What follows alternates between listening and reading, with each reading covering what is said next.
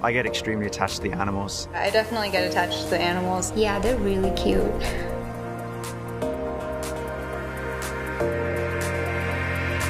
We want to be more kind. We want to be more humane. People coming into the field now are really pushing that. I'm one of the people who makes the devices using my hands. I'm constantly thinking that this is gonna go into Barbara, or this is gonna go into Cleo, and we know their names. We've seen them. Our animal behavior team is fantastic. My job's so much better because I can rely on their expertise. One of my jobs is to help design behavioral plans and training plans for the animals that we use in behavioral research. Make sure that the spaces that they're in are comfortable and designed in such a way to express that full behavioral repertoire. I oversee all facets of the animal care program, from the day-to-day husbandry, food, water, provisions for these animals, to ensure that these animals are always looked after to the best of our ability. So we actually have a committee here that we've developed that meets regularly, talks about ways that we can try to prevent compassion fatigue, so that every day when we come in, we have the energy that we need to provide good, loving compassion to the animals that we work with.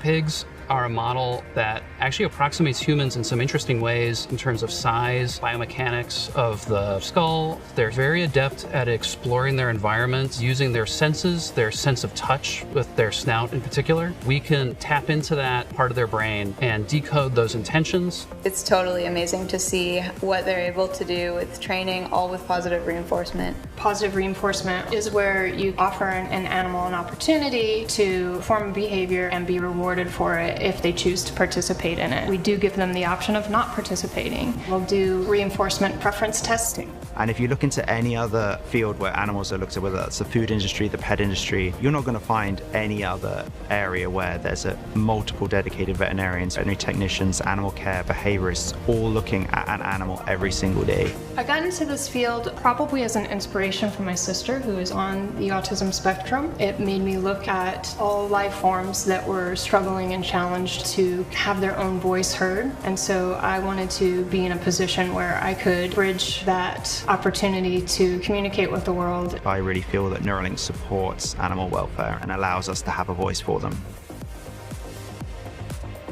I feel really proud that I get to be part of making their lives and that contribution better.